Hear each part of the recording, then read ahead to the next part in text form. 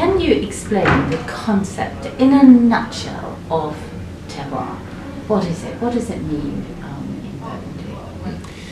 Terroir is quite a complex notion that's gather not only the plot, the area, which is the soil, topography of the soil, exposure, but that includes also the practices of humans behind the vine, the vineyards, and the selection of the grape as well. So it's rather quite a complex reference, meaning terroir, especially climate. This is a little bit more focused on the terroir definition, and so this is not only what people would think a notion of soil typology of exposure. This is rather more complex than this. It's more global, isn't it? It's more global, yes. And the idea for people, if they were tasting. Okay, so let's first with Gevrey-Chambertin from the Rose. So it's coming out from 4 different plots. We have the Les Gevrey, which is just in prolongation of the Charmes-Chambertin, and Les Gevrey is coming out from quite a deep soil made of clay. The mother rocky is really quite below, at least a meter and a half. So this is more clay in that parcel. So the wine coming out resulting would give quite a lot of structure to the wine. There's a nice expression of fruit, quite balanced. Whereas the other 2 parcels that we have in the Comparative, the Comte de la Vaux, which are located in Crête-Paille or La Justice, are rather made of on soil which is rockies. You know, some rockies which are coming from the erosion of the Comte de la Vaux. And so the vine are very stressed there, and especially in winter and when you have drought, it can be quite difficult sometimes to reach a few of complete maturity without leaving, without having some leaf falling down before the harvest. But on the other way, those vines are producing very fruity wine with nice expression of cherry notes that you can pick up in the wine, fruit characters. And the upper part of Bel Air, which is above the Premier Cru Bel Air, is the last plot, which is meant with our Gevrey village, would rather give more structure, density to the wines, because it's located on a soil which is very shallow, you know, and with quite a steeper slope. So you would have more, the expression coming out of this soil, and a little bit less expression of the fruitiness that you would find in the previous. So you've got structure, you've got that sort of keen line through the middle that will, in the blend, presumably. Right, and I found that it gives a very nice balance, Gevrey-Chambertin, coming from different areas of Gevrey, and it gives a nice representation of the village as well. So right at the top then, and then Justice towards the bottom. Exactly. So you have different expression of vineyards coming out from the different place into the appellation. So how would you describe that as a global representation of the village? In terms of the wine, you have probably, in terms of the tannin, very refined tannin. Probably more refined tannin than they would find into Gevrey wines, realistically, globally, and a lot of expression of red fruit in I would say normal vintage Burgundy. Sometimes you can have black fruit notes touch in especially hot, warm vintage, and these notes can turn out sometimes in spiciness as well. And but the most I would say dominant character would be the red fruit and the cherry notes that you can capture in this wine. There is in vintages that can be really nicely derived some flower as well, flower character. You would rather find it in the Morey wines. Yes. Well, let's move to Morey now. Okay. As for Morey, we mainly have 3 plots, which is composing our Morey village. The principal plot is located in Les Pourreaux. Les Pourreaux is located just in front of the Premier Cru de Montille, and this is made of clay essentially. So this is quite a deep soil, but not as deep as the one you would find in the Gevrey. And this is particularly that's been planted on SO4, not on, and the specificity of this vineyard is produce lots of miron, so very small berries, giving natural depths, concentration, and natural complexity to wines. The other more tiny parcel or smaller in size parcel that we have is Lecret, that's more parcel, which is made out of, you know, mainly rocky soil, as the name suggests, Lecret, and this would rather bring some touch of minerality for the wines. And the last one is close to Les Gevrey, in Gevrey-Chambertin, and this parcel would get the same expression like the Gevrey plots. It's with more touch of floral characters, I would say. And generally, the ones will give you on the typical vintage of Burgundy rather more black fruit characters, but above all floral touch. You know, that's the main characteristic of the wine from Morey and Morey Village is a beautiful expression of flower. In the tendency, in the close to Normandy, you know, very elegant, very floral, and the tannins are also very, very silky as for the Morey wines. Yeah.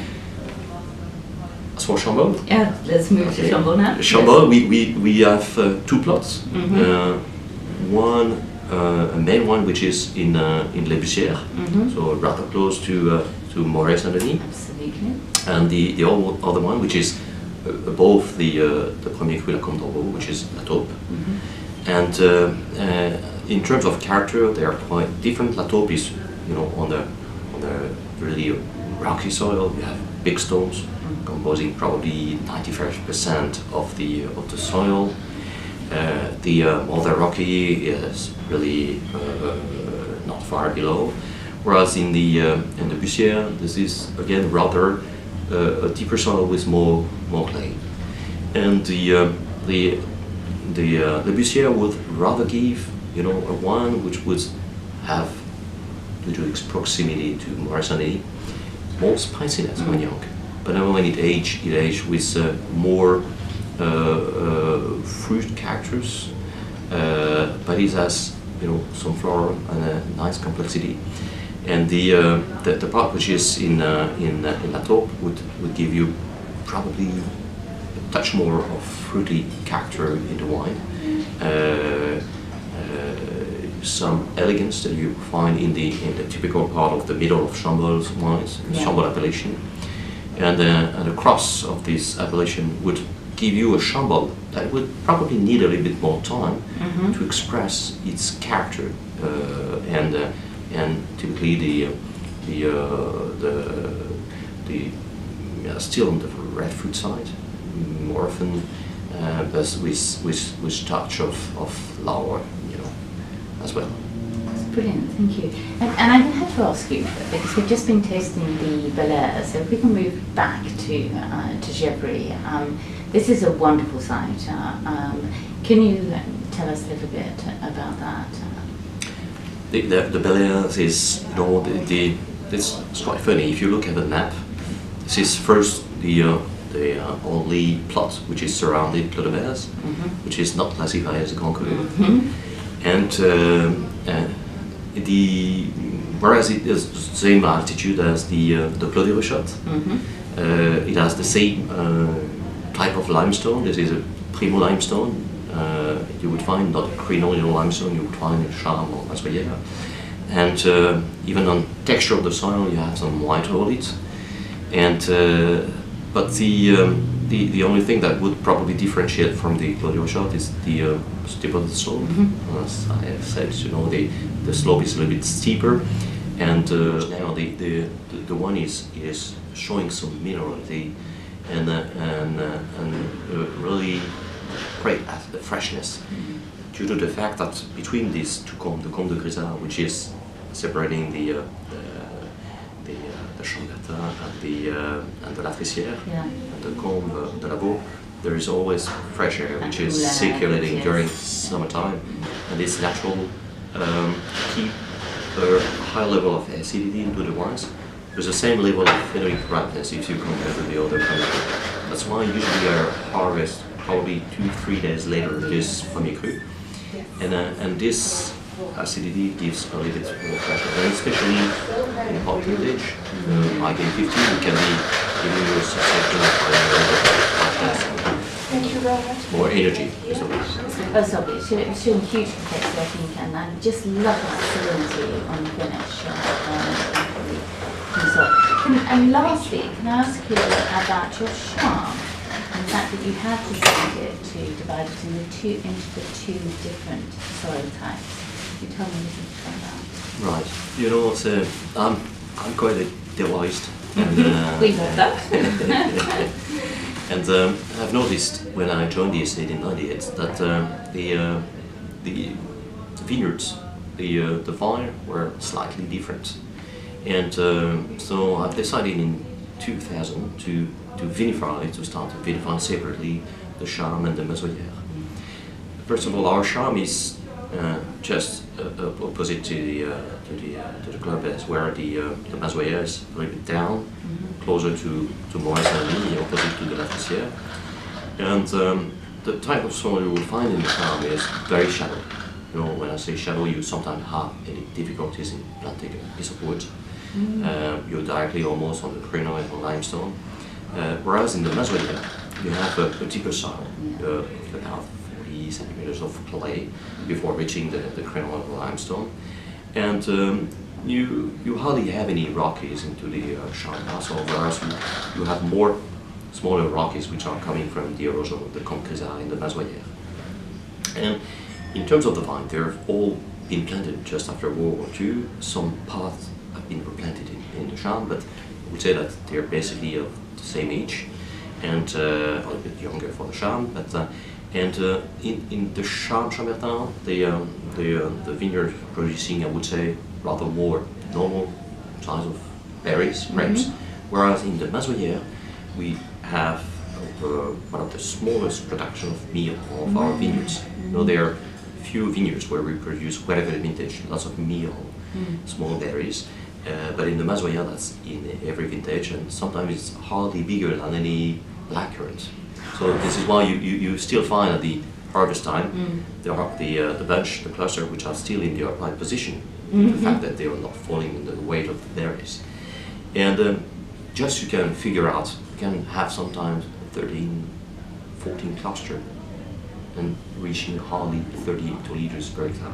So it gives you an idea of what's the volume, the yield behind. And so in terms of character, the one would show quite differently. The Charmes would rather be on the red fruit side, probably be more exuberant when young, and showing red fruit characters, whereas the Mazoyeres would probably be a little bit more shy at the beginning, but having a little bit more layers, being rather on the dark fruit side, having some chocolate and spicy notes that you would rather close to Morey wines. This is closer to Morey actually, so not surprising. And in terms of the tannins, you would think that they probably, when you taste, more structure into the Charmes rather than the Mazoyeres, but the definition, the quality of the tannins is a little bit more refined into the Mazoyeres. And in the other way around, I would say they were a little bit more structure into the Mazoyeres wines.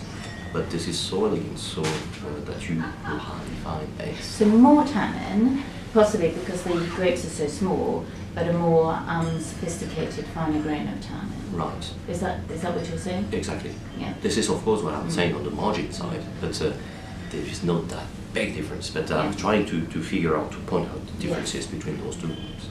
So this is why I decided in 2000 to experiment it, to vinify them separately. And I think nowadays when you taste side by side, there is differences between those two wines. Thank you. And that's very illustrious wine. You also make some wine that is very affordable, or much more affordable, shall we say, within Burgundian terms, and that's from Mazoyeres and Saint-Romain. And there are lovely wines from both those places. I know they're great favourites of mine. So, can you just explain a little bit about a Saint-Romain, for instance? what is the, how would you define the character of a salmon? Salmon white or Yes, salmon? let's do white. I do like the whites. Okay, the white. So the white coming out from salmon is quite special.